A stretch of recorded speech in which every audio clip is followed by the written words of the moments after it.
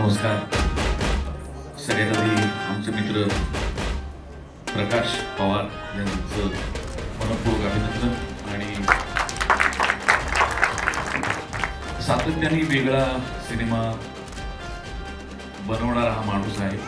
मिथून बघितलं किंवा रांजण किंवा बलूच मला फार आवडलेला चित्रपट, आणि आता हा चित्रपट याच्यानंतर त्याचा फौज नावाचा चित्रपट येतो.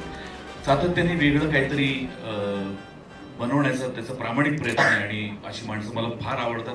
आणि अशा माणसांच्या मागे असे प्रामाणिक निर्माते जेव्हा उभे राहतात तेव्हा काय म्हणतात, सोने पे सुहागा अशी सिच्युएशन असते. आज या म्युझिक लॉन्चच्या क्षणी मी संपूर्ण टीमचं मनपूर्वक अभिनंदन करतो. खूप खूप खूप शुभेच्छा देतो. या चित्रपटाच्या गाण्यांमुळे आणि या चित्रपटामुळे मराठी प्रेक्षकांना पुन्हा एकदा मराठी सिनेमाचा नाद लागावा अशी सदिच्छा व्यक्त करतो. कारण ते आपल्या सगळ्यांसाठी फार गरजेचं आहे. प्रेक्षक नाहीत आपल्या जगण्याला काही अर्थ नाही. प्रेक्षक नाहीत तर कुठल्या गाण्याला, कुठल्या शब्दांना काहीच अर्थ नाही. त्यामुळे प्रेक्षकांवर सगळं काही अवलंबून आहे. मला मनापासून असं वाटतं की ही गाणी प्रेक्षकांना प्रचंड आवडतील. हा चित्रपटही रसिकांच्या पसंतीला नक्की उतरेल. सपनाजी इथे आहेतच, पण किरण आमचा मित्र त्याच्या नव्या चित्रपटाचं पुण्यात शूटिंग करतोय, त्यामुळे तो येऊ शकला नाही. आणि यशचं मला काम फार आवडलं होतं. फार मस्त काम केलं होतं. अशी तगडी टीम प्रकाशने इथे जमवलेली आहे. आणि चांगल्या माणसाच्या मागे चांगली माणसं उभी राहतात. कधी कधी उशीर लागतो पण उभी राहतात. सो आपण आपलं काम प्रामाणिकपणे केलं तर पुढची काही चिंता नसते. प्रकाश, तुला मनपूर्वक शुभेच्छा. तुमच्या संपूर्ण टीमला मनपूर्वक शुभेच्छा. आणि असेच छान छान चित्रपट करत राहा. आणि मला फक्त प्रमुख पाहुणा म्हणून बोलवू नका, चित्रपटात घ्या. आणखी एक खुलासा.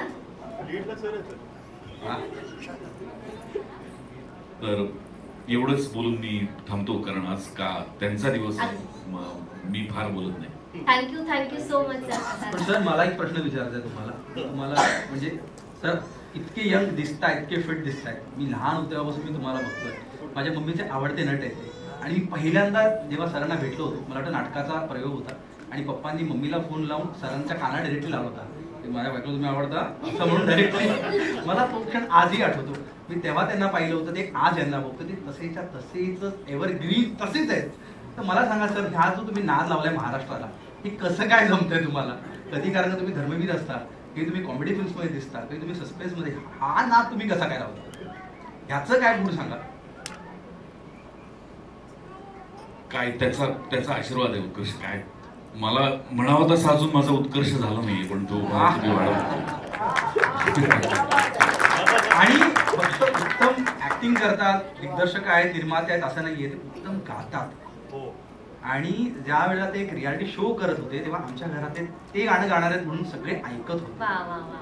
आणि इतका हरहुन्नरी कलाकार आपल्या महाराष्ट्राला लाभलेला आहे. आपल्या सगळ्यांचे आयडल आहेत खरं तर. त्यांच्यासाठी आपण खूप खूप जोरदार टाळ्या वाजवूया.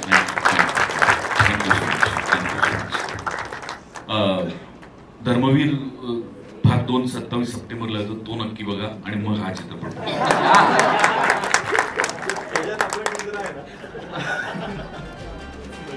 Thank you so much.